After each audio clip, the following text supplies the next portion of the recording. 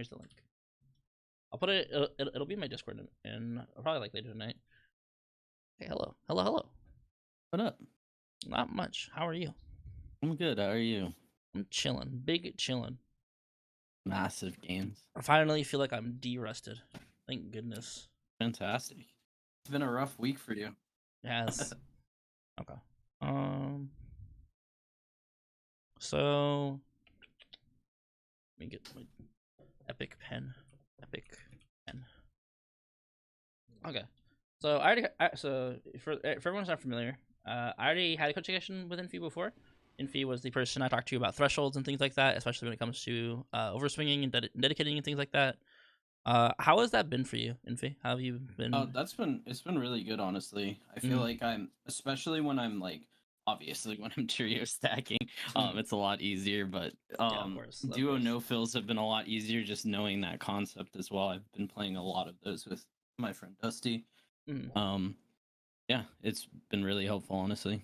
I'm glad. It's a very important concept to know, and I'm glad that you're like very aware of it. And it's like been super helpful, especially because like you now it tells you what space you can give up and what areas you can reset on for more thresholds and things like that as well. I mean, you see pred players run away and then go play a head glitch and things like that. It's still a concept I'm working on, especially in no fills. No fills, I kind of like it punishes you a lot. Yeah, it punishes you very hard for it. I'm trying to chat. Okay. So today we're not doing a follow-up session on that. My goal is to improve situational awareness to be able to better outplay my opponent, especially in 1v2, 1v3 situations. I would also love to help with advanced strafe mechanics. I've read the shortened version of the strafe guide and understand it. I understand how to utilize it to a better extent. I often rely on out-aiming my opponents rather than focusing on good strafe mechanics, such as playing a corner dribble peeking. Okay. Okay. Yeah, these are very core mechanics these are probably the most introductory, higher level mechanics that I can teach as well. Or not, they're not the only things I can teach, but these are basically the kind of line that I draw in the sand between like basic mechanics, right? Because I need to share my screen with you. I can see it. Oh well, I guess it's there's a delay. Yeah, there's a delay. I don't want you to have the delay. Right. So there's like basic mechanics, and this is like looting and like all that stuff, right? Yeah. And then and then all the like advanced mechanics are more things like peeking, like strafe, like all that stuff goes here, right? And I think this is like the first thing that kind of goes into advanced mechanics, other than like maybe thresholds, but thresholds aren't really a mechanic; they're more like a game sense thing, you know? Yeah. Okay. Like game sense to an extent is a mechanic, mental mechanic.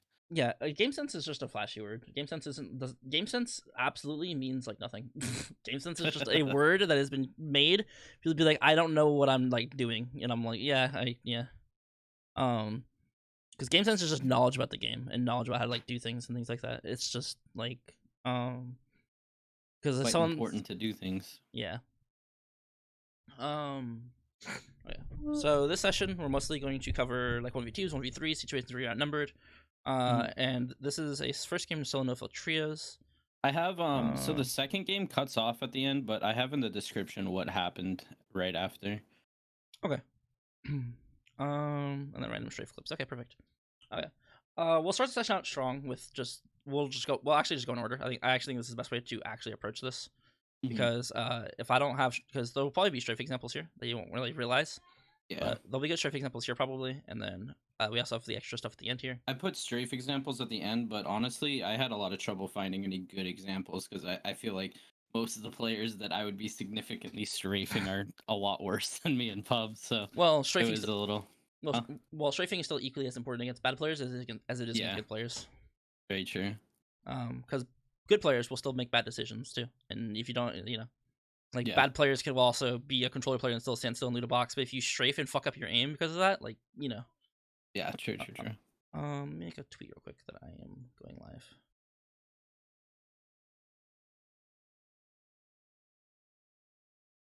Or that I'm doing coaching session now. Coaching session starts now. Okay. So, there's not. Do you have any preliminary things before we actually get into the nitty gritty of the VOD? Because I've already had a coaching session with you. I've already talked to you about like your stats. I don't really need to see your stats again, you know. Oops. So I'd say for this specific video, this was like at the end of my session, and this first one is like this was the first trio no fill game that I got into in a while. Okay. Also, I already watched it. Don't flame me for my lack of med kitting halfway through it. Okay, I won't. I won't. But yeah, I don't really have anything to add. Okay. Yeah, I've already gotten a lot of the introductory stuff out of the way with you with the first session, so we'll go ahead and just kind of dive right into this one. But get it. Okay. It's been fun recently. Also, sorry if the quality's not great. I had a issue rendering. It's literally fine. Yeah. Believe me, I know how Twitch compression to YouTube compression goes.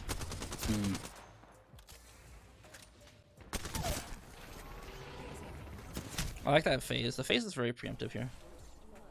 I think the number one thing about so what's your goal with Apex? I believe I probably have asked you in your first session, but I want to just write a quick reminder. What's your goal with Apex overall? I think right now it's just to be a really like a solid pub player for now. Like a no-fill pub player, or just just a solid one in general. I play a lot. I play with a lot of friends a lot. Yeah, I guess just get better at the game, the core mechanics. Okay. Mostly. Okay. Yeah. Like you already have like your mechanics are nowhere near bad, right?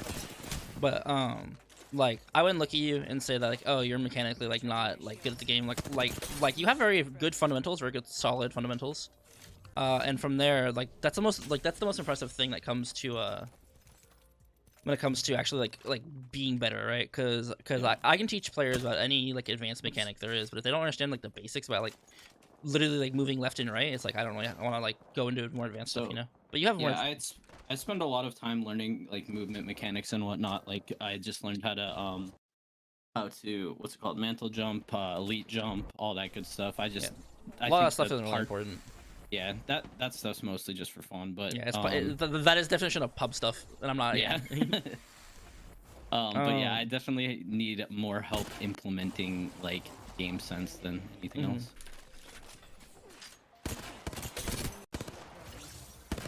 I mean, it's just a solid mirror here. Like, you just straight up mirror here, and you just all your shots with it. It's nothing too crazy, and then you peek this guy, and then you phase away really early here, which is really good. It's like, I mean, this shows you that you're aware of the danger of no-fill trios in general, you know.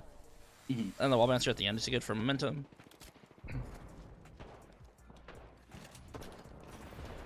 And fully hold the door.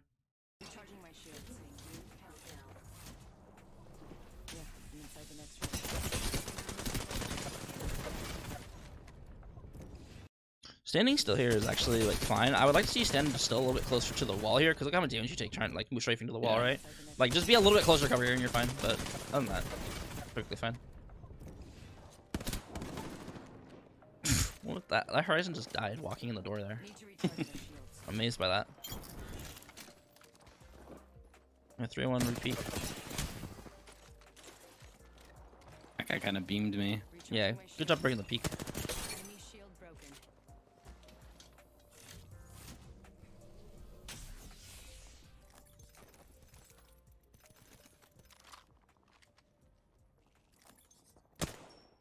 Oops.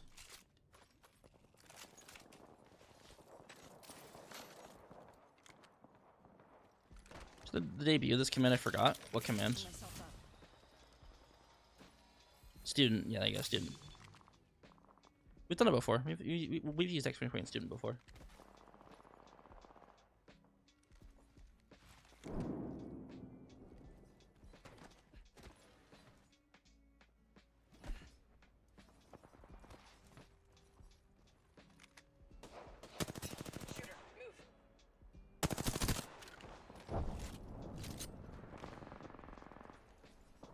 So you know the basics of mirroring and anti-mirroring, right?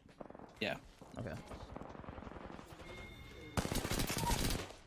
So where I struggle with strafing, honestly, I think mirroring is pretty easy for me, but I struggle. Easy, you just moving the same way they go.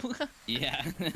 I struggle understanding like that's a good threshold control right there. A solid moment to like change mirroring into like counter strafing, like where I'm trying to strafe to take less damage. Okay.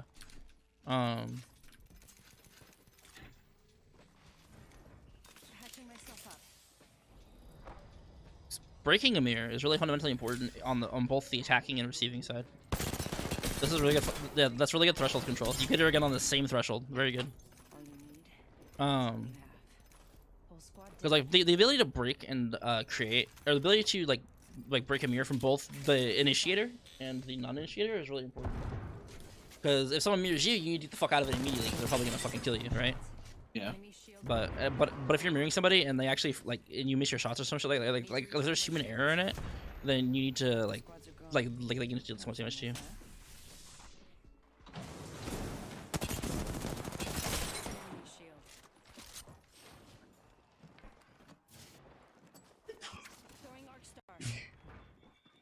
I'm probably gonna watch this to get a good sense of like your gameplay and your decision making. There's a guy behind you.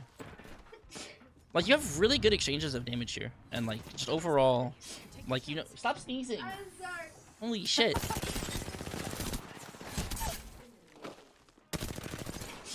Stop. Oh my god. Dropping here is good. Oh, okay. He had his fucking glow stick out. You would have died there. I 100% you're dead. So when it comes to controlling areas, right? Like overall, you're doing a really good job of controlling and maintaining area control, right? And you're forcing them to come into you. When it comes to no fill in general, it's way just when you're outnumbered in general, right? If you're in a 3v1, it's way easier for the 3 to push you and then you kill the 3 rather than it's for you to push the 3 and then kill the 3, right? Because if there's a team that plays passive, super fucking like on top of a building, that never push you, you almost never win that fight, like literally ever. And this is kind of where no fill becomes really tedious. And like beating teams that are pushing you like this, literally, the number one way to beat teams is to literally do this, right? You're baiting them up into making bad decisions. You hear this guy climbing, you beam him, right? I don't think you anticipate his movement here, right? I don't think he's dude. Stop, dude. That's like the 10th sneeze. Holy shit! Lord. God, are you good? I can't stop. Okay, right. So I want to look at how you move your mouse here. All right, like I think. Let me speed this down. 0.25.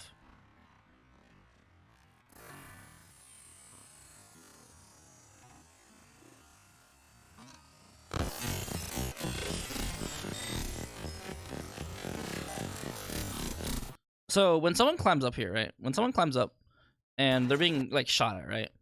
What's the most likely direction they're gonna go? Like this guy is right here, right? He's climbing up, going straight. So if he's gonna go straight, right, your mouse kind of like flicks way too like fast, like he's gonna do a slide jump. But you know that you're shooting this guy. He's gonna dead slide 100%. He's not gonna go anywhere, right? Your mouse just needed to not move at all, and you would have been fine, right? And on top of that, if you know this guy's climbing here, right, like right here, as soon as you realize this guy's climbing. Right here, right? I could have blocked. You literally, yep. You could have blocked him with your strafe. You could have literally cut him off with your strafe, and he would have just stood there and died. He couldn't climb up on anything. He would have just had to fall back down and then maybe land. I think he has like a wingman. Does he have? That's something I don't even normally even think about. Even in zipline buildings, I don't even do it. They block people. Yeah. Yeah, it's really, really important. And then this guy climbs up on you here, and you drop. Right? Dropping was like the worst decision you could have made here. As soon as you hear this guy climbing. I mean, thirsting this guy is really important. I would have gone 100% for thirsting that guy over trying to punish the guy for climbing, right? Yeah. Because your health is so fucking low here, and this guy's climbing up and it's like 100%. Might have dropped by mistake here, honestly. Maybe, but also I think even the act of trying to punish this guy for doing this is worse, right? Because in no fill, some of the most important things you have to do is thirst your kills. Because if a team gets the reset, you've wasted so much resources for nothing, right? Like you and Value you've used 3 times as many resources as they have. Maybe even more, depending on like if you use like nades and all that, right? But if they just shoot you, they don't use anything, right? It's really more important to thirst your kills and no fill, and then like portal Q out or Q out or some shit like that, right? Like on this guy, rather than try and punish the guy for climbing up. Because if you thirst him, you get the armor swap, you get to like phase out after or anything like that, right? That's literally just sheer fucking luck. Worst case, he's dead, and I don't have to fight at 3 stack again. Exactly, and then I imagine they're gonna reset, right? Yeah.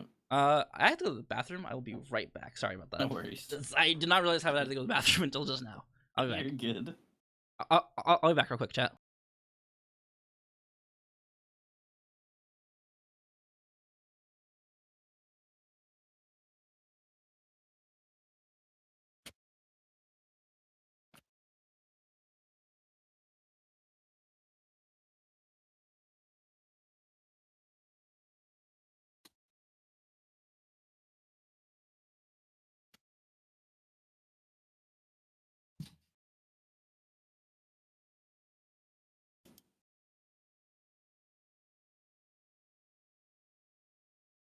chat still hear me? Oh, they can. Incredible.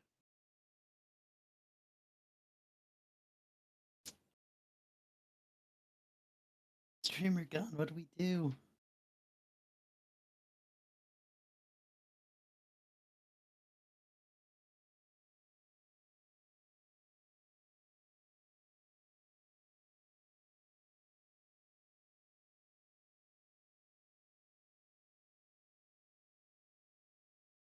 I feel like we're missing like a really good opportunity to get some like really good copy pasta going on in Wraith Crew's chat right now.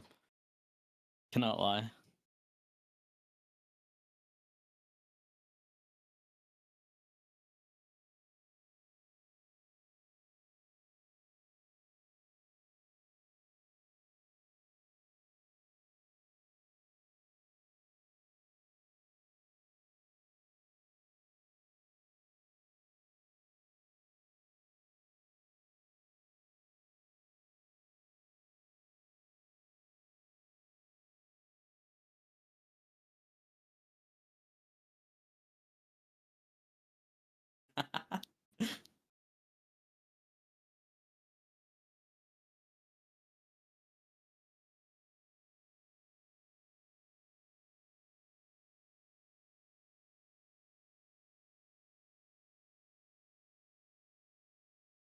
What is happening? What is happening in my chat? What'd you do? I think we're missing out on a really good opportunity. I think we're missing out on a good opportunity for some copy pasta. What the fuck is happening? Bumper 15. Burger being bettis. But bass being bump when you're bigger being burger with bonus bubungus. But bass it burns out, but might be but bet. But burner. I don't know what this says. I don't know what this says. I've lost it. Okay. Full composure lost. So right here, right? So right here, this basically resets you entirely into a 1v3 again, right? Because thirsting this kill literally changes this dynamic by literally, I mean, 50%, right? Because this is 1v2 is 50% less than a 1v3.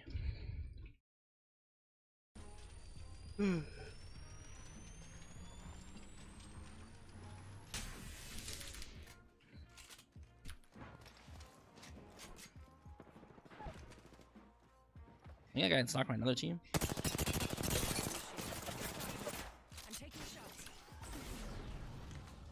So the number one thing, I'm sure you've heard this from maybe Hollow, because you hang on Hollow Chat a lot, right? But as a solo, you never want to be the center of attention, right? Yeah. You never want to be the center of attention because right here you paint yourself really badly here to fight both these teams, right? Because team one has team one has actually let's do this. Then we'll go you. Oops. Team one has 2 people up. Team 2 has 3 people up because they're a brand new team pushing, right? And this team's looking to push this team, right? So ideally, right? I mean, I know what's going on in your mind here, right? Your mind is, hey, there's a 3 fighting 2. I should help the 2 fight the 3, right? Yeah. But the problem is with this situation is that this helping the 3 or helping the 2 fight the 3, helping team 1 fight team 2. That's a way better way of wording it. Jesus Christ. Helping team 1 fight team 2 will only stall out this fight, right? Because now what you've done, effectively by shooting that horizon, cracking that horizon, Maggie's used drill, now essentially what you've done is made the team on top look at you, and this team start looking at you, right? This team is now aware distinctly that there's 2 other teams, and this team has no information about how many people that you are, right? Yeah. This team could think you're a full 3 for all they know, right? One of the biggest power positions that a solo player has is that they don't give out information, right? You don't tell teams your armor. You don't tell teams how many of you there are. You don't tell teams that you have a care package weapon immediately, things like that, right? Like, all this hidden information is hidden until it's revealed.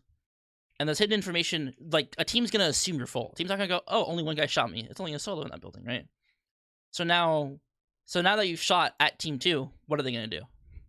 They're going to back up. They're going to back up. And now you guys are in a good old, like, standoff, right? Yeah. So the whole theory behind helping the team or helping equalize teams is only really applicable in later game zones, right? Because in later game zones there's fewer teams to fight with, there's fewer teams to have to worry about and control, because as a solo, you want to try and put as many things in your control as possible, right? If you can literally single-handedly corral a team by zone, like there's opportunities, right? Actually, let me do this to use the map thing. Let me go grab the map thing real quick.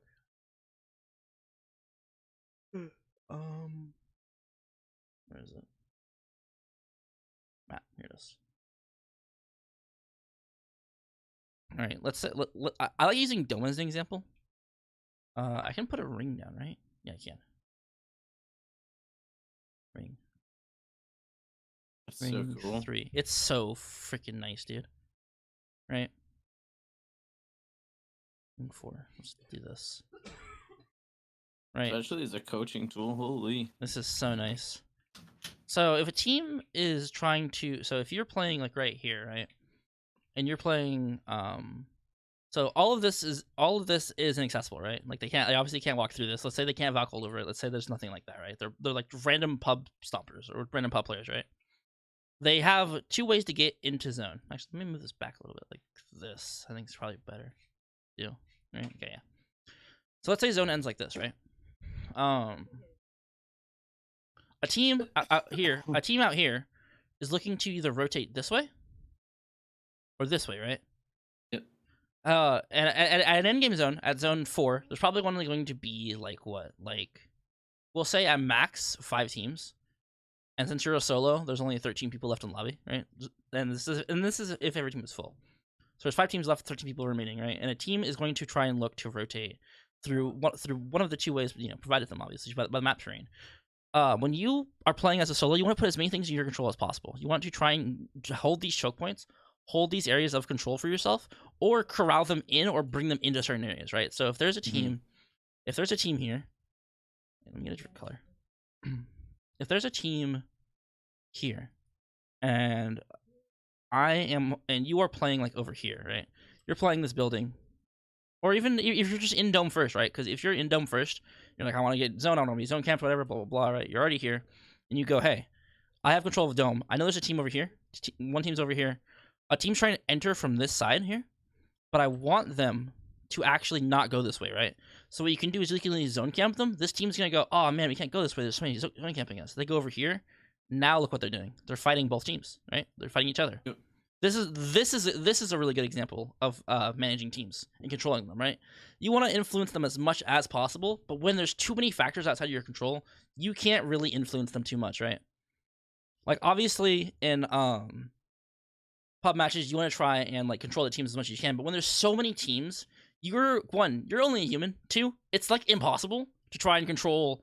I mean, it's literally physically impossible for you to try and control all those factors at once, right? Because you're trying to control this team and then this team, and then as a result, you've made the other team not fight this team, right? But imagine if a third team comes up, right, and you're trying to hold your building against this team and this team, right? Like you literally can't hold that. You have to leave. You basically have to leave, right? Leave or dead. Leave or dead, right? So in the early game, a lot of early game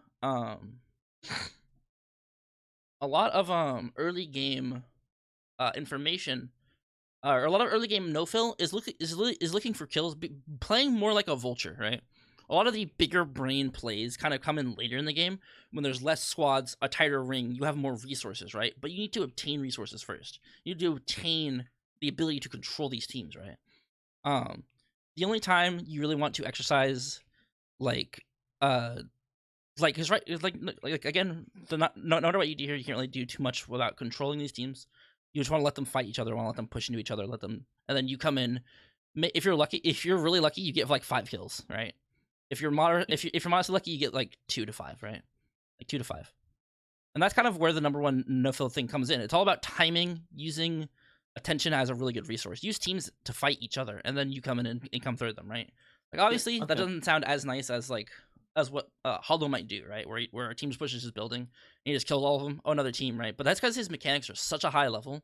Yeah, that he can literally just very good. Yeah, the average player's down here. He's all the way up here. Right?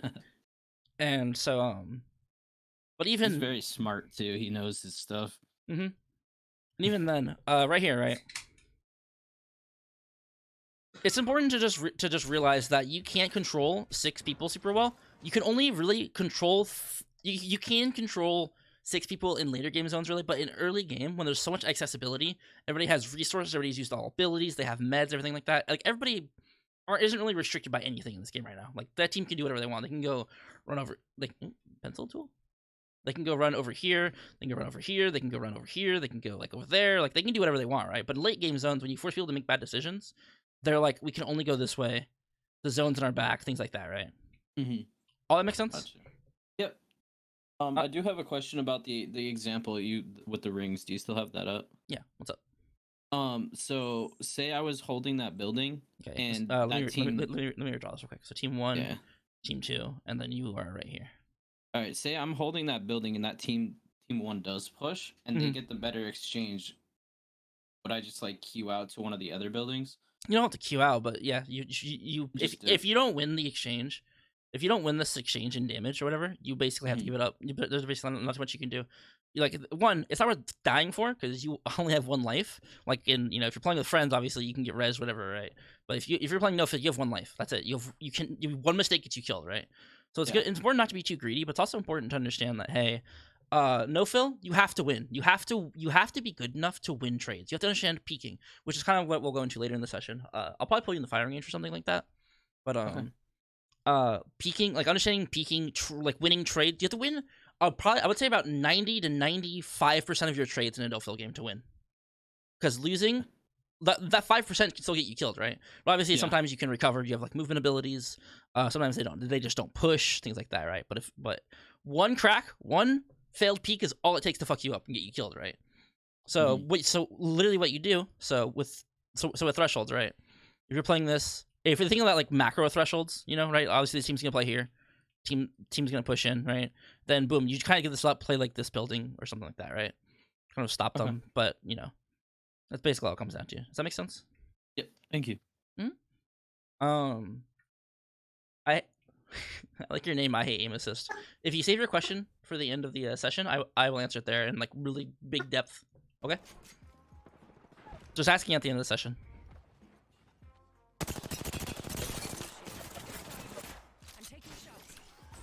Yeah, now both teams are looking at you. And yeah, I see that. Heal. I think my thought was get the free kill on the guy in the open, but I think no matter what, the other team's in the building. Oh, okay. Now they're fighting each other. You got lucky and you didn't get punished too much for your decision. Oh, but there's a guy pushing you. You should probably try and take this one and fight this one. I don't know if you have batteries though, which is the problem. Yeah, I don't. I don't think so. Yeah, I'd imagine you don't, based on that play. Need to recharge my shields. You don't really have to give up all that space. Like it is very safe to do, right? But at this point, right? Like right here, we visually like let's recall all the information you have, right? Team 1 pushing team 2, right?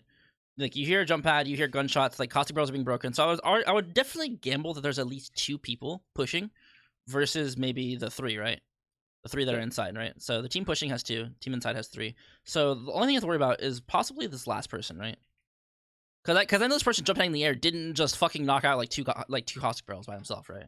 Like there's somebody else like over there, and then there's the 3 people inside. So you're safe from the 3 people inside.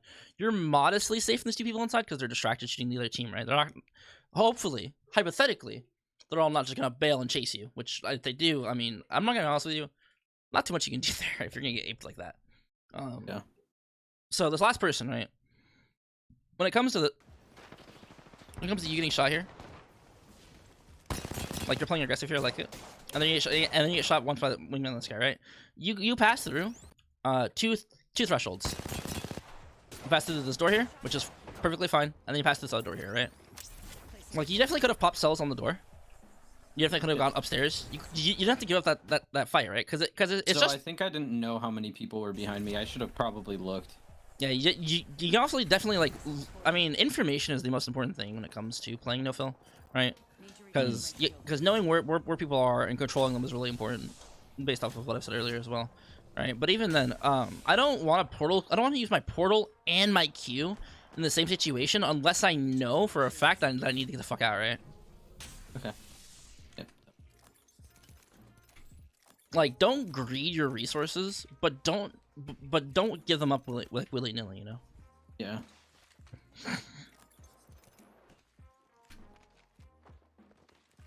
Good watch on the climb here. Good job not peeking that. That's a hard peek to win. My shields.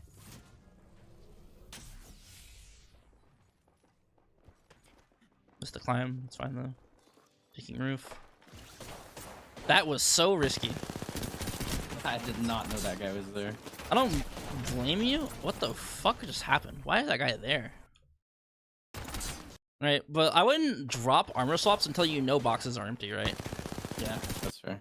Like, one, I wouldn't, like, I mean, dropping it's fine, but, like, just be, like, you have to be way more cautious. Be Way more smart cautious about about it, it. yeah. Make sure the armor is full in there, because you drop the armor and the armor in there is empty, and then the team, because it does Maggie wasn't even here, right? Let's say Maggie wasn't even here, right? You drop your armor here. And then the Horizon Q's on you. These are two different teams. Like this is the two different teams.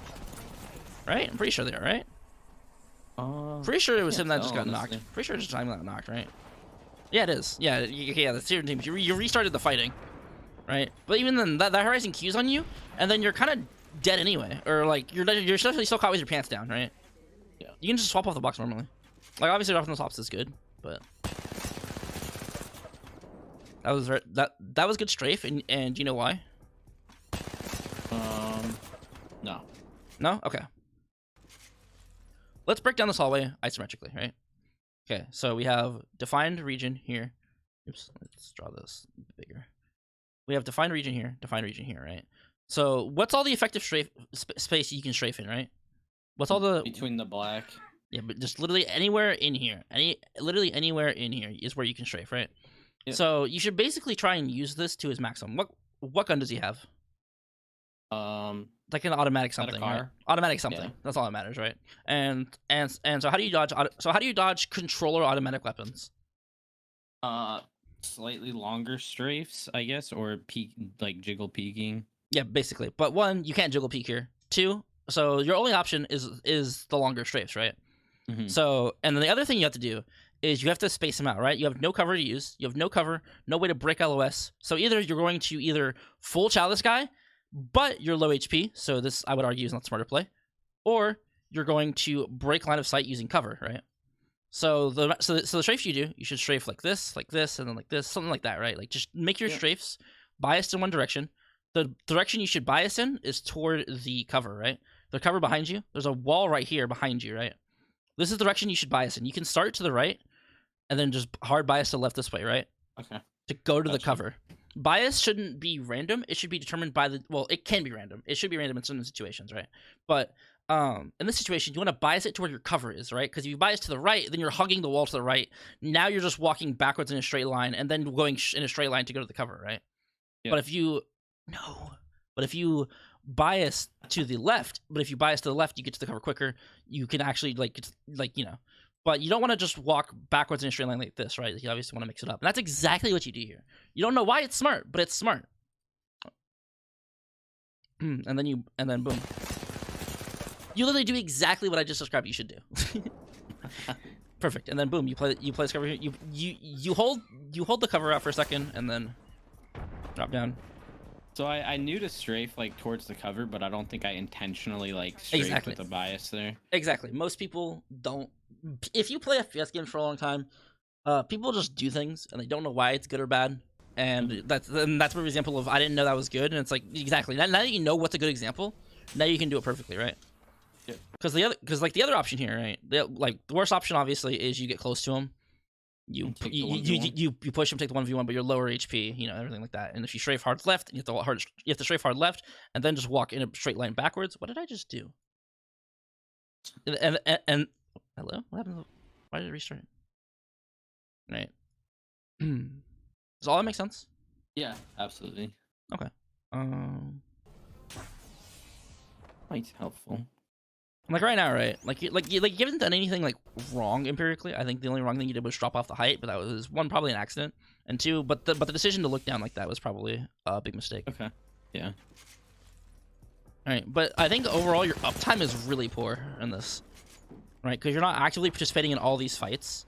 You're not actively participating in opportunities when you can. Just because you're taking so much damage and trying to be like I mean, with the example with the other team walking up, right? Like that caused drop time to be basically 0 in the entire time that they pushed the building, right? Imagine you stayed hidden and helped shoot this team over here, right? This team jump pads on roof. Now you can actually participate in the 3v3. Yeah, that's as a solo outside, like right? 2 to 3 more kills. That's 2 to 3 more likely. kills, 1 to 2k damage if you can really farm it, you know, things like that. Because you get so much damage in no fills. I'm sure you're aware. Yeah. Shields. If you want high kill games, the most important thing to do, or if you want high kill, high damage games, fun games, it's really important to be active as much as possible. Yeah. Obviously, don't run in with like 1 health. Try and be active as much as possible, but you know, things like that. For me, a lot of it, yeah, I canceled my med kit like 3 times here. It was really bad. But I think for me, like this game right here was literally my first no-fill trios, like basically since no-fill came out, and I've just been no-fill duoing for the most part. So I think I was definitely playing a little bit extra safe in terms of uptime, in terms of pushing. What the fuck is whatnot. happening? And that's fine. You typically want to play a lot more. Like that's solid. You get that because you're holding that angle. Like that's fine. You're holding angles here. You can take more space here, but I understand the passiveness. I don't agree with it, but I definitely understand why. I don't agree with the passiveness either. Yeah. Usually I don't really like playing like that.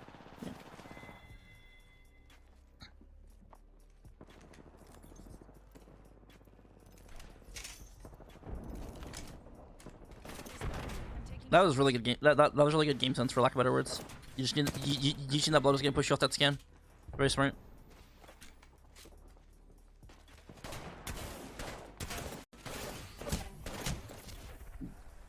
Very lucky to get out of that alive. I thought I was dead for sure. I think I die right here. No. I did not see that guy up there at all. You still want to heal here. It's very Yeah. dangerous to not. I agree. So like, when it comes to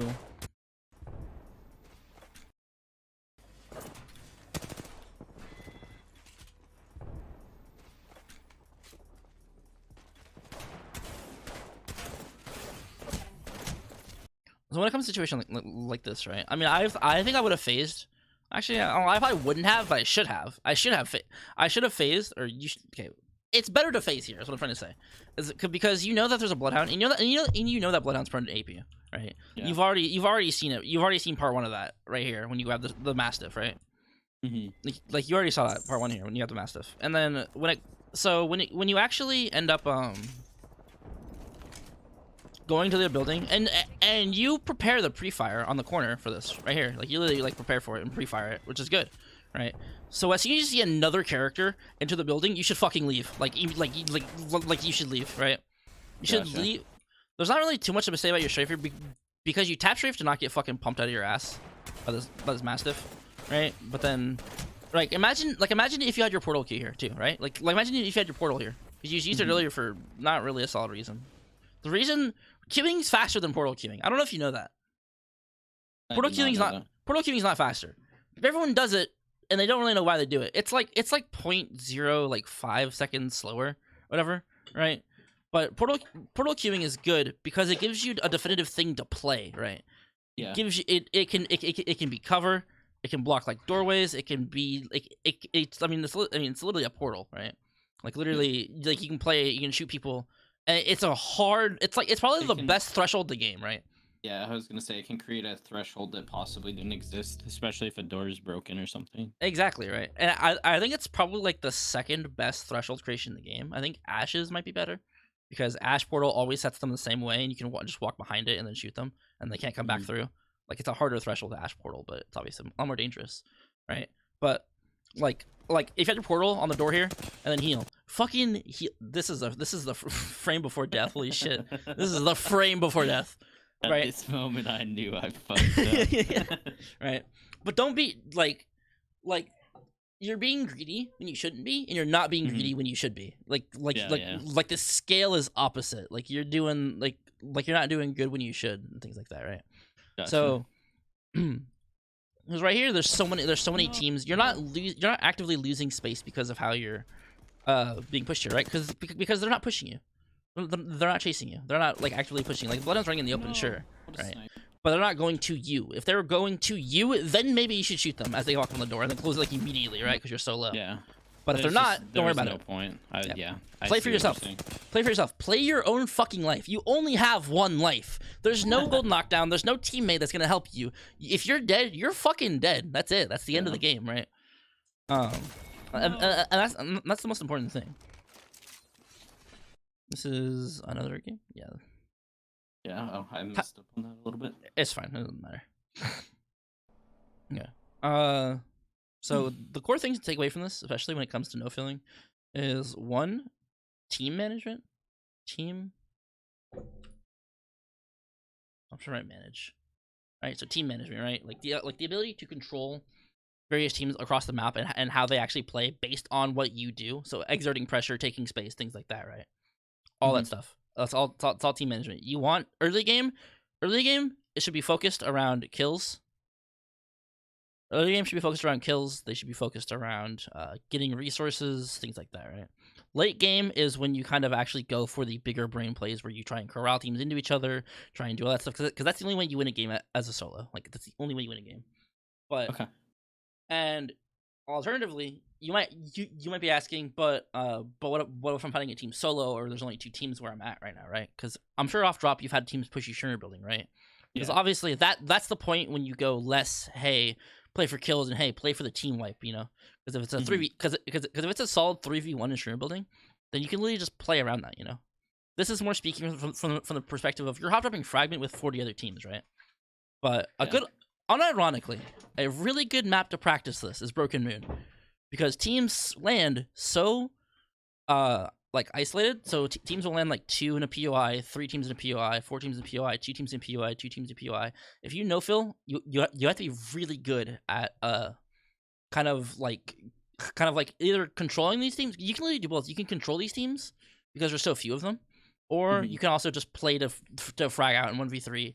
Repeat 1v3, repeat 1v3, you know, things like that. Right. No filling, something I've just started no filling again recently for the most part, but it's made me miss Stormpoint a lot because no filling was like really easy to learn on Stormpoint for me. Yeah, Stormpoint's really easy. Stormpoint is basically positioning fucking galore.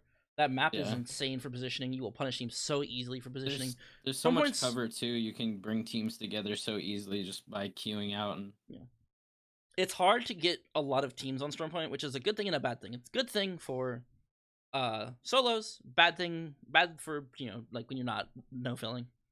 You can typically drop like 4K on Stormpoint pretty easy because of all the fucking height and shit you can just control teams from. Yeah, I think most of mine are on Stormpoint. I think my highest damage games have always been on the World's Edge because I don't know, I like being aggressive. I feel that. And the other thing from this is just greed is good sometimes, right? I'll put a little asterisk next to it, right? Yeah. Because like greed is not good here. Greed is not good here. Greed is good in other situations, right? In the next clip, there's a good example of me not being greedy. Jesus, couldn't talk. But we'll see. I want to see it. Hi, Bloom. Yeah. Okay. So. What else? Yeah. So as a no fill, right? So there's a big proponent that a lot of people will argue isn't really. I don't know. This is a thing that is kind of controversial, but it's what I like to teach and it's what I believe in. Risk and reward, right? Like obviously there's risk to taking certain pushes, certain peaks like that, but right. But if the reward is appropriate, then it's worth it, right? So for example, if you're trying to get a 20 bomb, right? If you're trying to get like a no-fill 20 bomb, right? And the last team is a 3v1 and you have 17 kills, right? Like obviously you're gonna play for this, right? Like you're trying to kill all 3, right? You're probably play like really safe things like that, right? And the reward doesn't have to be for like badges. It can be literally ammo and things like that, right? So if we look at like if we make a fictitious situation in our head, right? We go, hey, I have 40 light ammo, right? I have 40 light ammo for my 301. I have like 8 bullets for my Mastiff, right? Like you have like no resources, right? Like you empirically have no resources, right? And you have a 1v3 situation.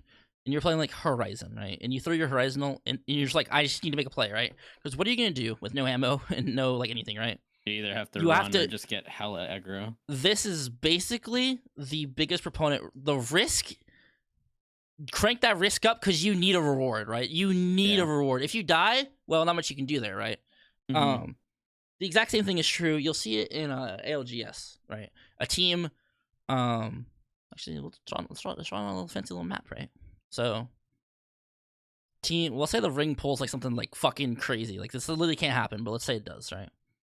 Let's say team, let's say there's 3 teams left. What? Oops, that's really big. Team 1 is here. Team 2 is here. Team 3 is here, right? What is team 1 gonna do? They can't get don't out. Have to do anything. Well, they can't get out. If the ring Are they closes, stuck in the ring. Okay. if the ring closes, let's like the ring starts closing, they're probably gonna Valkyrie, right? Yeah. Probably gonna Valkyrie. What are they gonna do? Probably just They- 50-50 another team, right? Yeah. There's not really anywhere they can play. This kind of open field, but they can probably find a way to play somewhere here, something like that, right? But let's just say that the smartest play here is the 50-50 somebody, right? Because the risk and reward associated with it, the risk is that they die, but they're gonna die regardless. So this isn't really a risk, but the reward is they get 1 higher placement point and 1 to 3 KP, right? Yeah. So literally, they go for second place, get 1 to 3 KP. That's an extra what, like 5 to like 8 points, something like that, for just based off placement and kills alone. So yeah, this also applies in things like no fill. The risks are a lot higher and rewards can be a lot lower, but it's still important to understand that sometimes you need that fucking reward, right? Yeah. And that kind of ties in with your like decision making here, right? Like talking about like getting the second gun and everything like that. Like you can analyze going for the second gun like that as a reward. I think it's definitely risky to go grab that gun, but I think the reward is still you need to get that gun, right? You need a different gun to use. 0 ammo. Just look at the empirical value. You can grab the Eva. Why did I only get that? Yeah, I thought I did. Yeah, you literally just said what?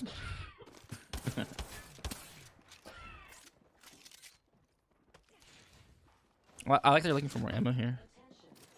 Missed your opportunity because you had to chamber the fucking dumbass gun. That was kind of given to you, like in the palm of your hand. Jesus, just fucking ran in your face.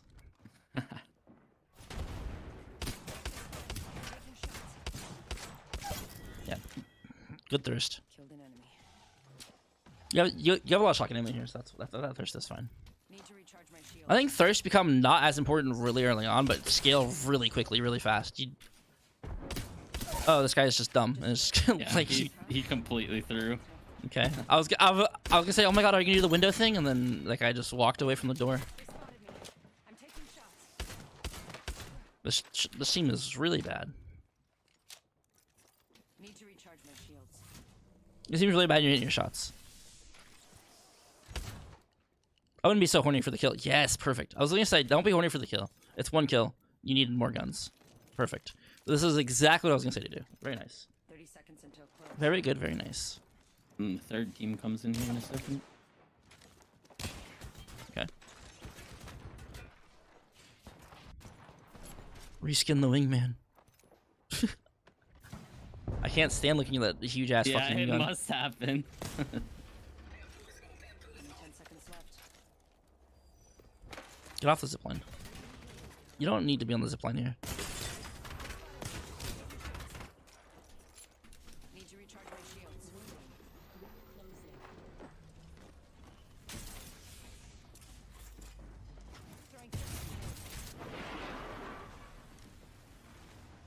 I like this little bait here. This is what kills me at the end. So this is where it puts out. But what happens is the Newcastle chased me. I held the door and popped the Q, and the other guy dropped down the vent and killed me. Okay.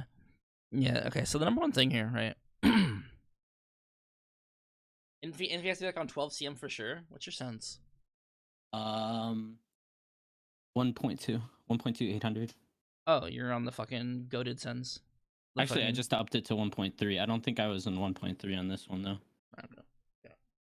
1.2 is such a fucking good sense. It's so good. I just wanted a Probably- little bit more movement, so I Yeah. upped it by 1. It's literally gotten too cold for me to play it's literally gotten too cold for me to play 1.2. Like I can't, like my range of motion gets fucked so hard because it's cold and my joints can't like move. So Yeah. I'm playing on 1.4 right now. That's working fine. 30 I feel seconds. that the room I play in is not insulated at all. The only thing keeping me warm is my space heater. Yeah. So like the first hour of any gaming session is like I need to up it a little bit. Mm-hmm. Okay, so let's talk about breaking. So let's talk about let's grab like a notepad file. I'm just drawing that. We're talking to you about kind of playing streamer building and just playing fights in general. But we'll use the example of streamer building because it's right in front of our eyes, right? So if I were to reconstruct streamer building, we have 3 floors and then a roof, right? Yeah. So zipline shaft is here, and then you have a staircase that goes up like this and like this and like this and like this, right? This would be And the then- most confusing thing to come into stream and see, by the way. probably. Yeah, anyway, but you have your stairs. I'll just do this.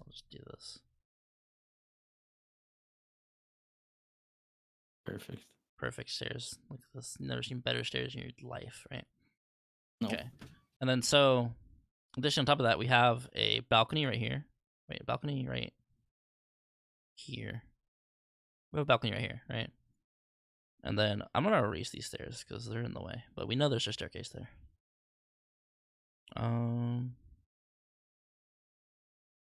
So door, balcony. I'll just do this for the balcony. Forget.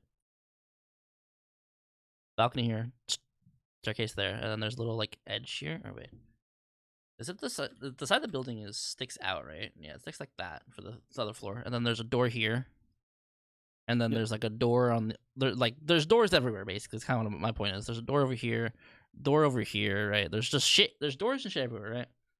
So, when you are playing streamer building, right, you are in the zipline shaft. Being a little goober, right? You're being a little goober. You're going around, The silly jumping guy. around. Just a little silly guy, just zipping around, having fun. And you're going, looking, and there's 2 people on this floor, right? There's 2 dudes on this floor. If you're going PP zip around, right? If you're PP zipping around, is in any universe, are they going to walk over and go, "Hey, let me get involved in that"? No. Probably not. No. They're probably either going to do the fucking 3-stack thing and then just all 3 sit here and look at you, which is really annoying, by the way. Or they're going to that's what easier ways did this. Or it's another no-fill Wraith Warrior. Who's gonna challenge you? And at that point, that is basically just mechanics on if you win or not. And you should win that. And if you don't, then that's the whole why'd you lose that situation, Oh, yeah. Right. So when it comes to fighting opponents in no-fill, especially, right, you want to be unexpected. If you go PP zip 100,000 times and you go, what is the enemy gonna expect you to do? PP zip 100 more times. Yeah. Probably just go more, right? However, if you're taking a fight and the team is playing second floor, let's explore all the options that you might have for fighting a team on this floor, right? So obviously we have zipline. We'll just count the zipline as one whole thing, right?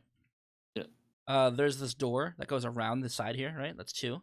There's a staircase here. That's 3. There's the back end from the third. You know how the third floor is like broken, right? Yeah. So there's option 4. You can come up from this way. This can be counted as the stairs, but looking down on the stairs, looking up on the stairs are two different things, right? You can come swing from the doorway here from the stairs. You can. There's a lot of options you can do, right? And being in no-fill, how many times are you gonna effectively how many times are you gonna swing and peek a team? Not very often. If the answer is more than 4, there's something wrong, right? Like you're just not getting you're not generating damage, you're not generating kills, you're not generating anything, right? Eris, thank you for the 2-1, I appreciate it. If you're peeking a team 4+ more times, then there's something wrong, right? Like they're either sitting behind rampart walls and you're trying to be cheeky, or you're just not outputting damage at all, right? So this mechanics issue. If you're on the zipline, like you are on the zipline, how many times? Look if I can count. Too many. Let's count. All right. So let's count. Let's start counting from when the second team pulls up, right? the second team? I'm taking shots. I don't No, think that's quite the yet. right. That's the. Wish I could hide my drawing and not have to put it away, but I can. Recharge my shields. Genius. Okay, and then you're leading here. 30 seconds until close. Okay, other team, boom. You know this is you killed the other two people, right? So, it's how many times you on the zipline? I think that was it. I think. Oh no. I thought that's when I died. 1, 2. Seconds left. You're still on the zipline. Like 3, 4. You're trying to peek again with the zipline. How many times you actually peek with it? Probably like twice, maybe 3 times. Yeah, twice. You go on the zipline like 4 times, right? So trying to continue to fight that side, even though you only do it twice, right? If this Mirage doesn't stand still and hit you, right? I can probably tell your next course of action was to peek this again, right? Because once this Mirage comes into play, you want to stop. You want to start doing different things. You want to start like controlling high ground. You want to start like trying to peek this guy from different. Because if he's just gonna sit down here, right? Then just do what I did for here, but break it down for the next floor, right? Next floor you have door here. So basically, I'm just being predictable. You're being. I mean, they heard the zipline 4 times, right? Yeah. So they're gonna walk over and go, "Hey, what's up? What's on the zipline?" Right? And I know audio in this game sucks. Audio in this game is dog shit. Well, zipline's one of the things you can always Ziplines, hear. yeah. Especially if you do it not once, not twice, not 4, but 4 times. At least right? one person knows I'm on the zip. Yeah, exactly right. And they're gonna walk over the zipline and they're like, "Hey, what's up?" You know. So if you know there's an enemy in the building, you can literally just take height. You can take control of height here. You can be like, "Hey, is anybody in height?" No. Okay, this is clear then. All right, go 3rd floor. You know, third floor, you can start leveling options. You can go peek from. Do I do peek 4? Do I think about doing peek 3? Do I maybe drop down and do a peek down here? Anything like that, right? You survey the area. You can do all those things, right? Again, information is really important in no-fill. And also at that point, I'm also creating reset spots too. If you know what's clear and you know what's safe and you know there's not some fucking weird vantage on the roof, right? Like you're good. There's no revenant that just climbed all the way up like this and fucking went on the roof. Vantages do be in some weird places. Vantages do be sniping me from the fucking harvester choke when I'm in frag. I will cry. I will cry. Okay. That's not really too much to say about the death here, right? I don't think you need to use the thermite here, right? Like you're like full HP. Yeah. You're full HP. If the guy kicks the door again, just fucking shoot him, right? Or if his teammate comes over, you just drop in like maybe Q or something like that, right? This is cheeky. I like this. Panic. At that point, it was just panic. You should basically. No-fill is really important to never panic because you're always in control of everything. You're always the one that's responsible for controlling everything, right? There's no one else other than you. And so the moment you lose control by panicking, is the moment you lose, basically, right? Does that make sense? Yep. Yeah. And then this is strafe clips, right? Yeah, just random ones. I think what we went over is going to be better than any of these, for the most part. I still want to take a look at some of these. For sure. Because this is a mechanics sketching session. Just going over mechanics in general and seeing what you can do as a player, you know? Because like your aim is solid, right? I think I'll talk to you about peaks and shit too, right? That was a good fucking beam. Yeah, I got a bat. Oh, I got a Q. You can skip I think this one I heal, back off and heal for a bit, and then. See? I think we're good. I think they're fighting each other now. 3 cells. Pop the resing.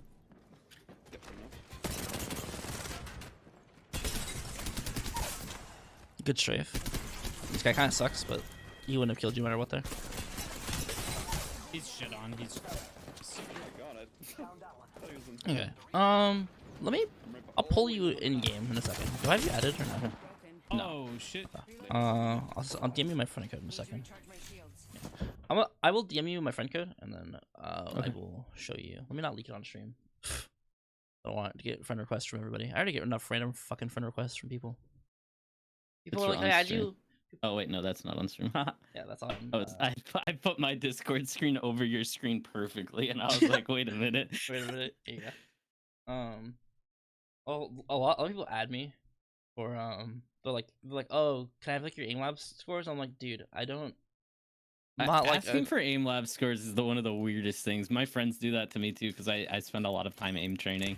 I'm not like I'm like plat complete. What do you want from me? I'm like congrats, have an ego boost or something, you know? Like I don't know. Mm-hmm. Sure. I should have added you. But I don't see you. Oh, excuse me. Don't worry. My partner coughed or sneezed 10 times earlier. You're good. Yeah, but that was content. That's a true. clip right there. True. Little Me big uncontrollably dinosaur coughing 06. in the mic is not good content. Do I have you added? Yeah. Oh, I'm in okay. the lobby. Okay. Okay.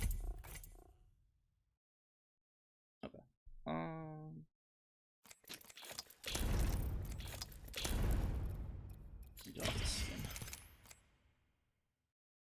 I'm friends with Buckshot and people add him all the time on Steam because he's on top of the leaderboard shit. Yeah, it's like that. Oh, I meant to ask you. I turned off my. This is random as fuck. I turned off fine. my GeForce experience. It's dog shit. Just for the just for the latency. For what's it called on fucking OBS? Jesus Christ, the thing to get clips. Do you just turn that on when you're playing or whatever? What, You OBS? like start. Yeah, no, not OBS. What's it called? The ghost thing, the ghost recording thing on OBS. Oh, replay buffer? Yeah. Do you just turn that on and then there's like a button to clip it or something? Yeah. I couldn't figure it out. Yeah, you can set a hotkey. Oh, I'm so literally, dumb. Yeah. You can set a hotkey or you can press the button manually. I have. It's you don't have to record. Just turn on replay buffer and then Okay. you can set a key to clip and stuff like that. Gotcha. Okay. So let's grab an R301 and an alternator. We'll just go ahead and fully kit them with whatever.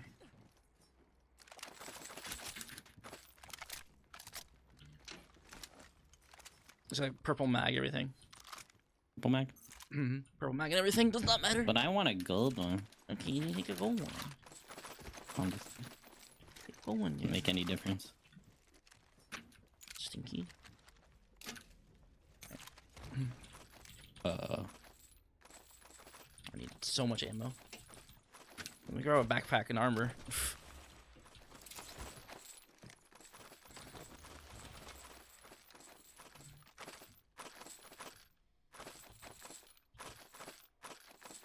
Okay, 960 ammo should be enough. Okay. Yes, sir. So, let's break down peaks in several ways.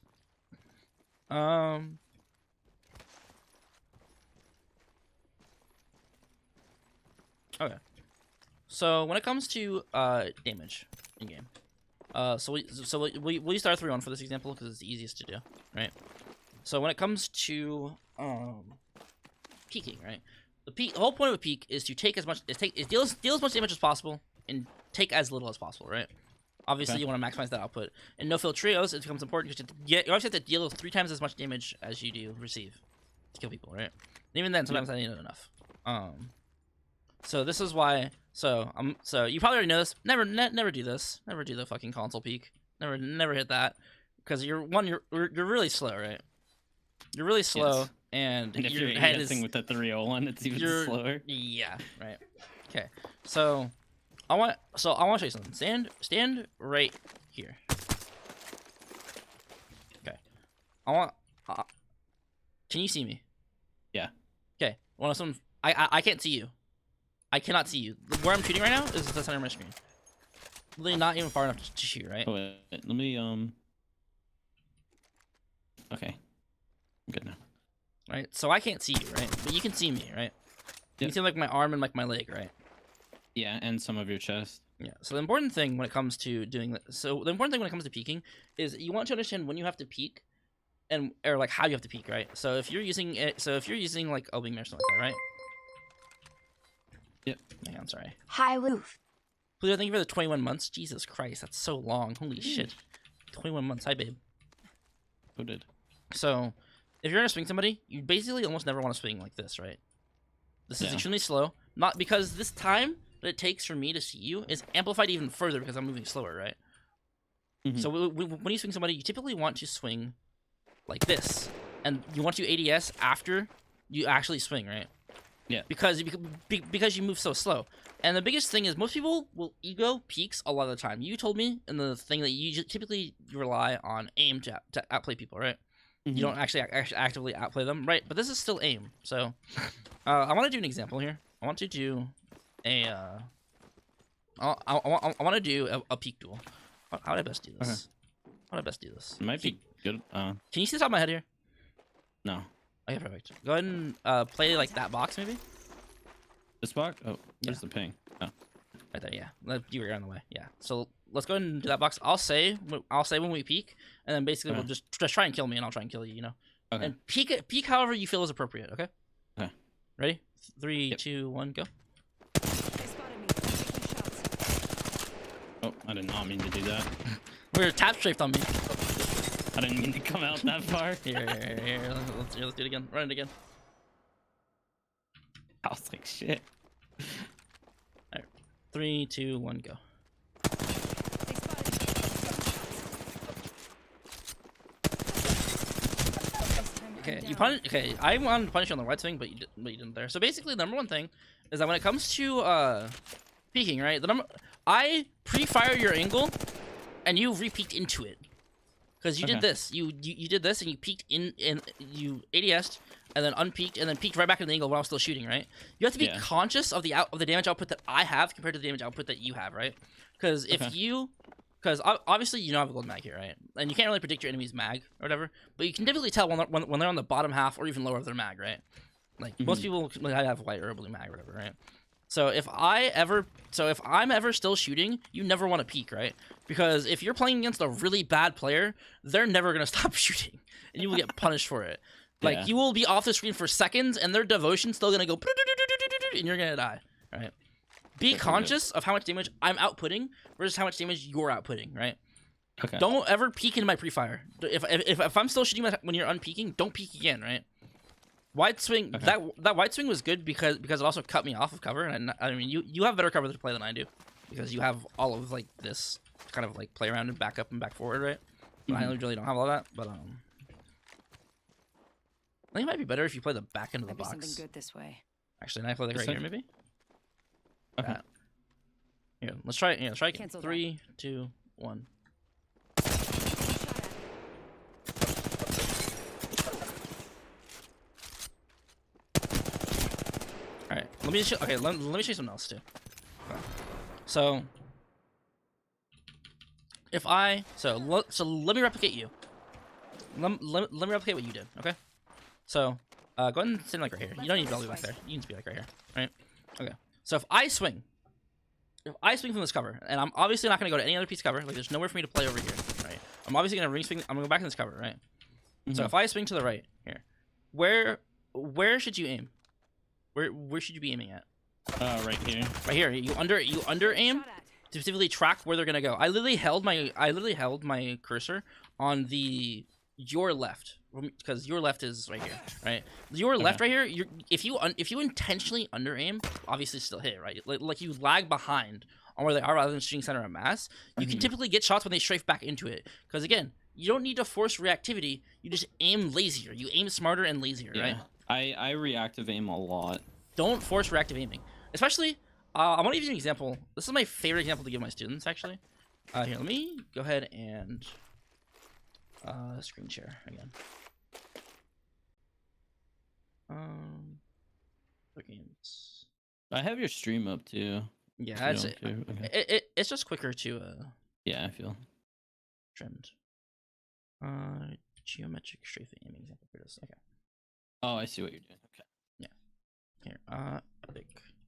Let me open this up again because I closed it. End tool? Hello? There we go. Okay. So right here. Actually, let me add the audio for this in the thing. Browser audio. Add this. I think chat can hear this. Fuck. Wait, I didn't add it. That's why. Okay, here it is. Okay. You can't hear it, but that's fine. I'm just add it on for stream, right? Okay. So let me speed. Where's speed at? Right here, right? Okay, so here. here, I climb up here, right? So this Bangalore has been established, and I was doing this all in real time. This isn't like a post-emptive. Like I was doing this in real time. This is an important thing to consider, right? So I climb up here. I'm now going to hit a slide off this ledge. And that's my plan. This Bangalore is standing here, right? She was strafing to the left. She was running to grab this loot because this is pretty early game. I think she just got in here grabbing loot. So which way is she gonna move? Gonna move to the your left or right. And let's consider every other option she has, right? So if I'm sliding at her, I'm closing distance between me and her, right? Let's consider all the options she has for moving, right? Because even a dumb player is still gonna move the same. Like they don't know why they're moving that way, but they're gonna move that way intuitively, right? Yeah. So I would say that it's like 95% chance that player is gonna move here, right? And then I would say it's a 5% chance for anything else because you can't account for every single situation, right? But probably gonna do something like 5% chance she just runs for the door, right? 5% chance she runs for the door and just tries to leave. There's like a 0% chance she's just gonna run at me, and if she does, I kill her, right? If someone's running a straight line at you, it's easy to just kill them. There's like a negative 10% chance she's gonna run this way on the outside of this cover, right? There's like no imaginable percentage she's gonna do that, right? So basically, there are only two options for where she's gonna move. Is she's gonna move to the right, or she's gonna move to the left. But a higher chance that she's gonna move to the left, right? So going in the situation, I obviously didn't go post-empty. I obviously didn't go 95% chance, blah, blah, blah. I'm like, oh, the most likely way she's going to go is to the left. Don't overcomplicate it. By the way, I heard a little bit, but it doesn't matter. It's not fine. a big deal. Yeah, it's fine. Obviously I didn't go, here's the numbers in the middle of the game, right? Like, no one's brain works that fast. My brain analyzed, hey, she's strafing to the left. She's probably going to continue strafing to the left, right? So, in preparation for this, which way do I have to move my mouse? Right? Left. Literally just left. Easy. It's a simple question. But the idea of, this ties into visualization as well, but the idea of preparing your mind about where you're going to actually aim is more important than aiming itself. I'm sure you hear a pad get thrown down, you're like, oh, okay, and then they pad in a line like this, and then you're like, okay, I have to prepare for this. I have to prepare for this, right? Mentally preparing for it makes the aiming way easier, as long as you know what you have to do. If you don't know what to do, then that's a whole fundamental issue, right? But if I know how to move my mouse to just move to the left in coordination where she's going, and I understand my own velocity compared to hers relative, I can actually move to actually counter her, right? So now, once we realize that I go in a straight line, and she moves to the left, right? Assuming I hit my shots, we'll reactively adjust as we need to. But if I slide here, or if she goes there and I go this way, right? The geometry of this area right here is basically a straight box like this, right? She has very limited space to actually move and strafe around in here, right? So I'm going to aim my crosshair to follow her, and then under aim in the middle, right here. No matter where she goes, even if she strafes with bias, she can't go anywhere, right? Even if she strafes with bias, even if she has God strafe, she can't go anywhere. No one can outstrafe this, right? Only thing that they could do is jump, maybe. But even then, I can easily, aim up, right? So I'm going to intentionally under aim in the middle of this this corridor that she can't effectively strafe out of, right? So let's see. So let's see how this plays out, and I'll actually break it down. I'll break it down a little bit further, right? Hit the slide. See her there. ADS because I'm sliding. This movement speed penalties don't really matter. I'm under aiming a little bit, but I'm still hitting my shots here. Get close to her. I want to hit a B hop, so I hip fire it. She strafes into the narrow corridor in a straight line and then just dies. Right? Okay. Now, if we play that back in full speed. Play it back in full speed. It doesn't nearly look as impressive. Or it doesn't really seem like I'm doing all of that, right? Yeah. That's just because that's just kind of like all one clip, right? But these are all the things you can think about while you're aiming. I denied her the area to go to force her into a better area because I could have easily gone like this off the slide jump. I could have easily been like, oh shit, she sees me. Go over here and tap strafe over here. But then I give her all this space to manage and cover, right? Yeah. This is effectively how you control individual people on teams and everybody else on a fight, right? I 100% would have swung left there. So yeah, you would have swung left because why?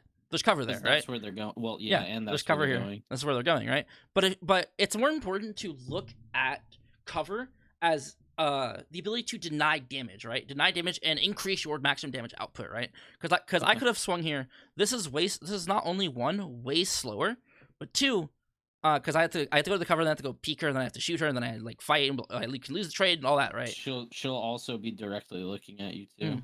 Exactly. But the fact that I go here with high speed, like the maximum speed you can actually end up going, right? The maximum speed that I end up going allows me to not only dodge all the bullets, or make it hard for her to aim at me. I am sliding at her, which is relatively easy, but I'm also, as she crosses into this area, I'm basically anti-mirroring her. I'm literally anti-mirroring her right now. I don't know. I don't know if you realize that, because she's going the other way. I'm going the other way as well, you know, and it allows me to dodge so much. And there's overall just like movement and aiming has so much correlated to it that they shouldn't be viewed as isolating ideas. Movement is part of aim. Movement is aim. Aim is movement. Movement is aim. All that blah blah blah, right? Movement can make aim a lot easier. Movement can also make aim a lot harder, which is what a lot of people do because they don't know what they're doing, right? Like, sure, I made super glide freaks. Oh my god, don't get me started. And like even then, right? I could have absolutely came here and missed shots. Like obviously there is mechanical skill behind this because I had to know the correlation in my brain between how fast I'm moving versus how fast she's moving, right? And that's obviously where the anti-mirroring skills come in, right? Like go play like fucking anti-mirror scenarios and Kovacs for this if you want, right? But does all that make sense? It's not just a good explanation. It's not just the ability to peeking isn't just trading damage. It's not just trading damage and not taking damage. It's also denying your opponents the ability to deal damage, right? Or maximize your ability to deal damage to them. Either or, usually all four, right? So, for example, come here. Let's say you're on the side of the box, right? Let's say you're on the side of the box, and I have a peacekeeper. How do you swing me? What do you do? I'd probably go. I don't even. If I know you have a peacekeeper, I'd probably do a little peek to try to bait the shot and then instant push. Instant push? Okay. Yeah, that's definitely not wrong logic to like jiggle peek like this. To like jiggle peek and try to like bait the push. I would recommend you do like a lurch strafe like this. Yeah. This is one of the ways that's really good to just do this around the corner, let her shoot, and then swing it like this, right? Am I lurching right now? I just. Whoops. You are now. You are now. Yeah, the first one was. I was like, I don't want to tell you this, but you're jumping. Yeah, you're just jumping straight up. Okay. Lurching is something I've been working on. I was only able to do it this direction for a while. Oops, I'm messing up now because I'm thinking about it. I was only able to do it in that direction for a long time, and I just started being able to do it in this direction. Yeah, lurching backwards is typically what you want to do. Majority of the time, by the way. Lurch. A lot of people will lurch in front of people like this. They'll lurch towards people, which is not what you want to do. Because when you go closer to somebody, not only are you making yourself bigger to hit, you're bigger on their screen, right? It's literally like a double bad, right? It's basically the exact same thing as doing this. That's just walking at them. And most of the time, especially against like shotguns, it's really bad to lurch at somebody, right? Typically I want to advise students to lurch backwards like this to juke shots. Because you lurch backwards, you make yourself further away from them, harder to hit. So what's your input to do that? It's scroll wheel. I mean, if you really want to make it easy, don't put your scroll wheel mouse forward. Put on move back, and then you can just lurch backwards so easily. Oh. But if you do that, you have to skip the S input. Gotcha. Because so it would be AD basically. It'd be jump DDAA or some shit like that, right? Gotcha. Because I don't know if you know this, but the game engine itself, I mean, if you hold W and scroll at the same time, it doesn't register the scroll wheel at all. It only registers the W. And if you're scroll wheeling and you press W, it doesn't. That's why you can't like double tap. I just learned so much. Holy shit. Yeah, that's a game engine thing. They specifically coded it that way so you can't double bind and like macro shit like that. But you can still do it in config, so. And I just learned why all of my what's not the Ross ones, the Yuki strafes were horrible. Yeah. Yeah, you typically want to start your jump backwards and then lurch forward like this. So curve around like this, you know, to actually avoid damage a lot better. Because you're giving them the illusion that you're backing up, and backing up is a lot harder. Because if we're in a fight and I start doing this, you're like, "What the fuck are you doing? Stop!" You know, like. Yeah.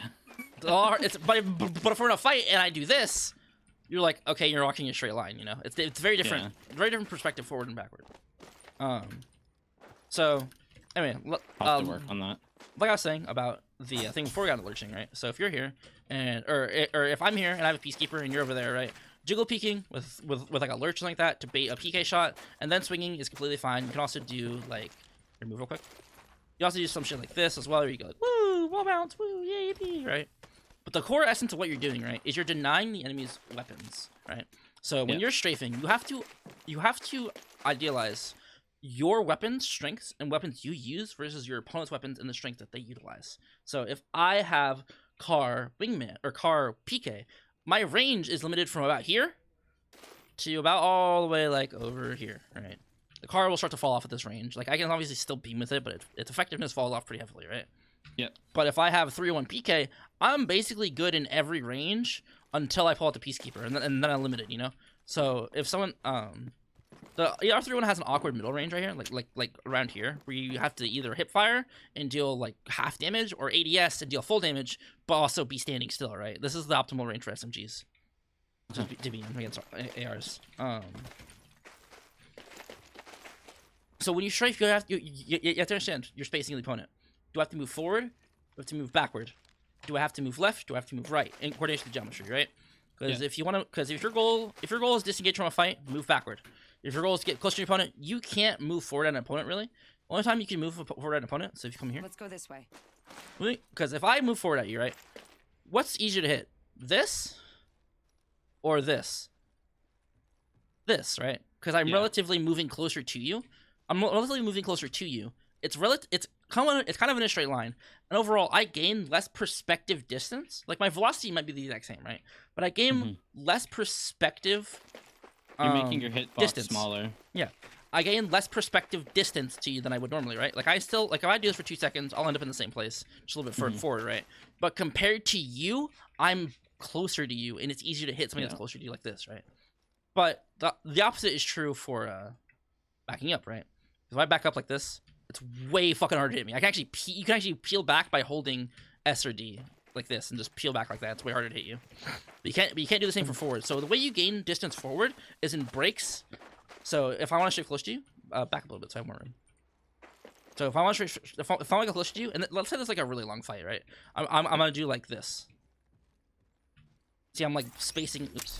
Follow the tunnel. You see, I'm like spacing. You see, I'm like spacing it up. You know, things like that. Okay. Especially if you're going like if you have a PK and you shot your fifth shot, I'm doing this at you. I'm running at you. You know, I'm running at you to kill you. Things like that. You can time them with your opponent's cooldowns, your opponent's abilities, things like that. Reloads, weapon effectiveness, right? All that bullshit. Additionally, the other time you can gain space on somebody. So if you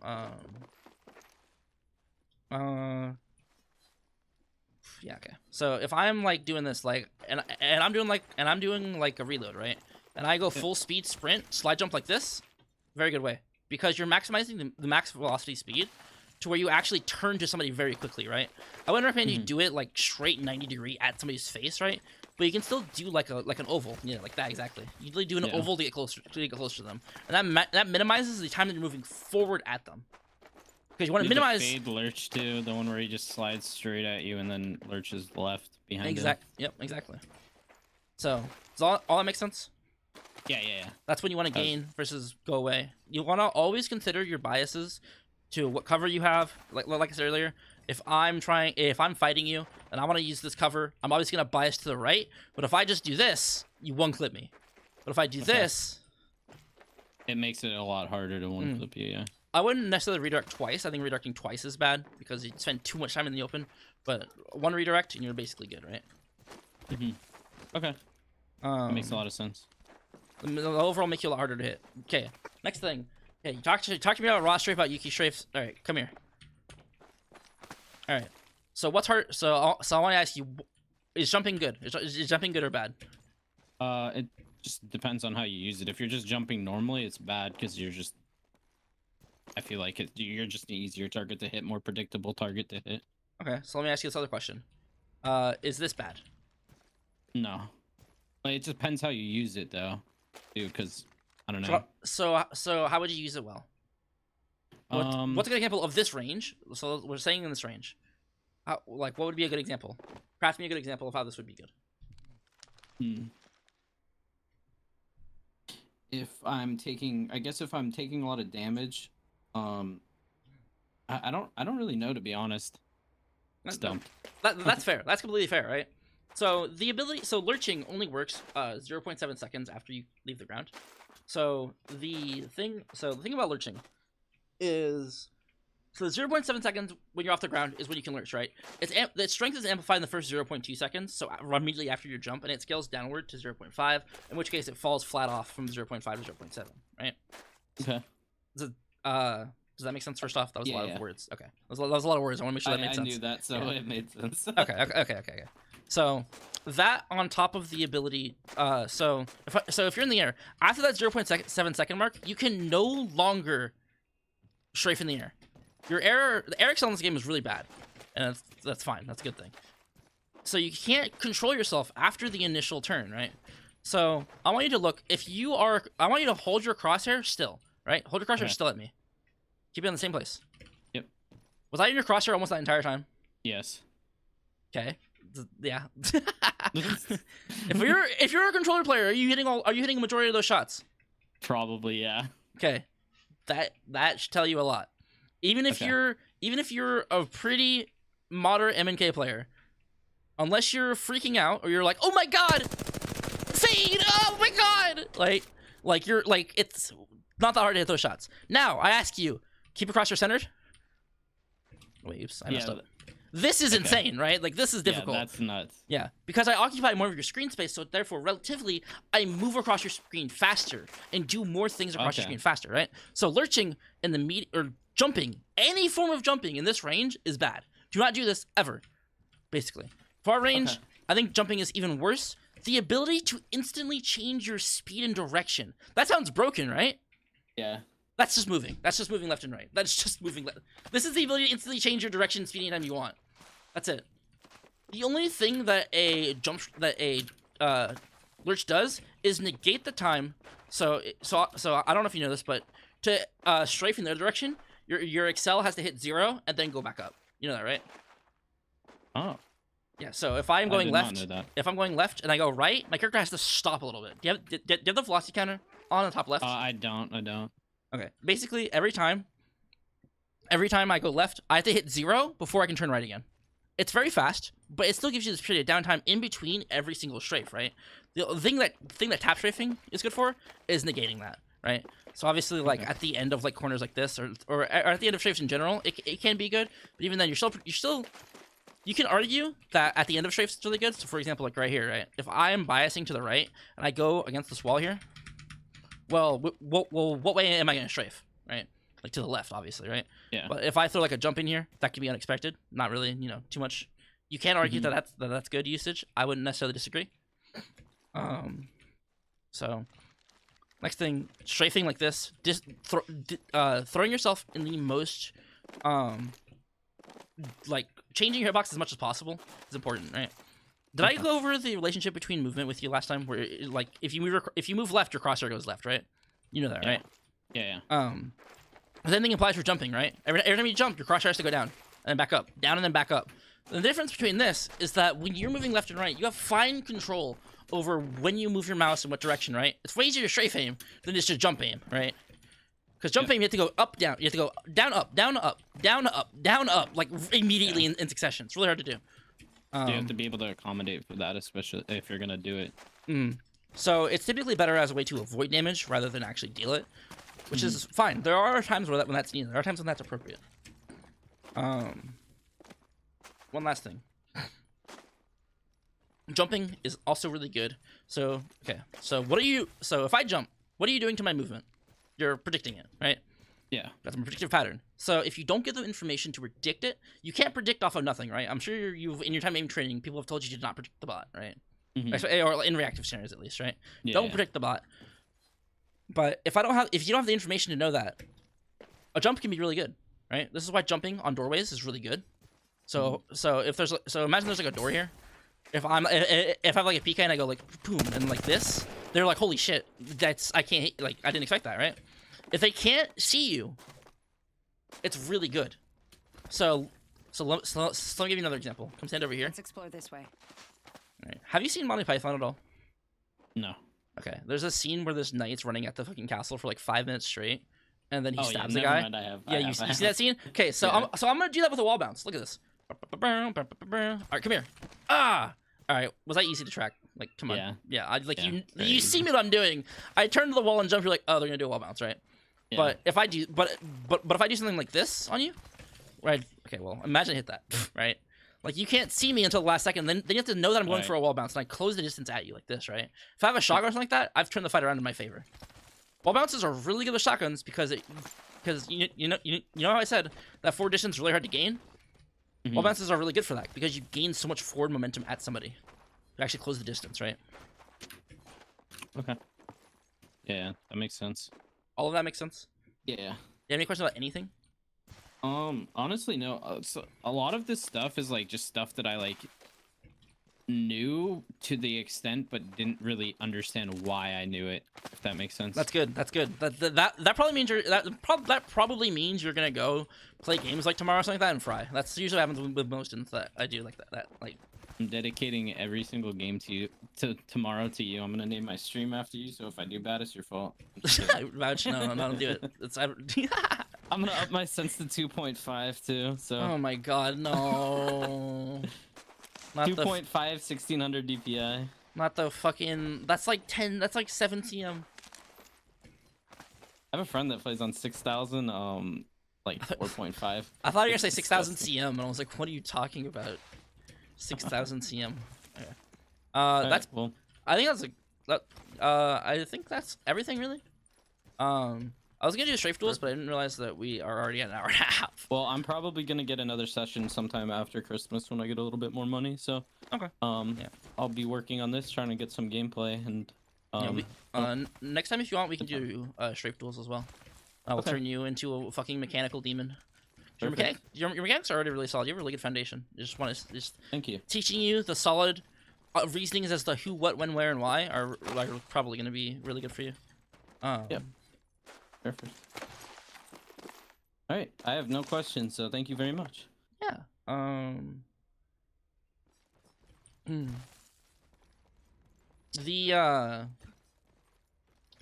Okay.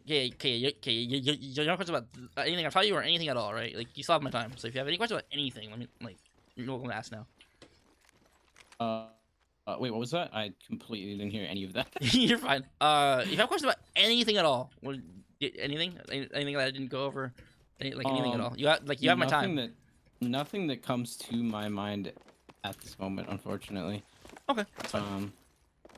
I can probably if I have any more Yeah, you can DM deeper me. questions, I'll just ask you in stream or ask you when we have another session. Okay. Or DM. Okay. You already filled out my coaching feedback form before. I think I forgot to actually. Oh, did you? I don't know. I might have. I might be a bad student.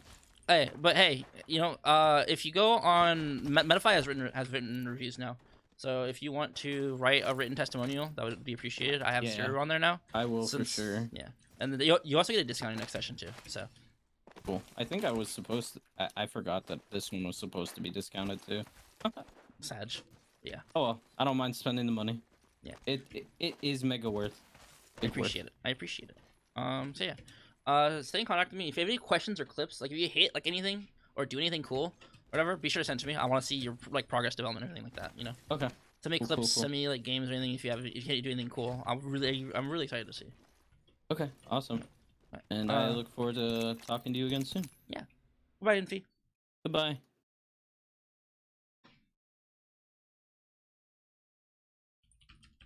I feel like that's a tuber. I feel like that's a tuber. I feel like that's a tuber session. Okay. I hate aim assist. Are you still here?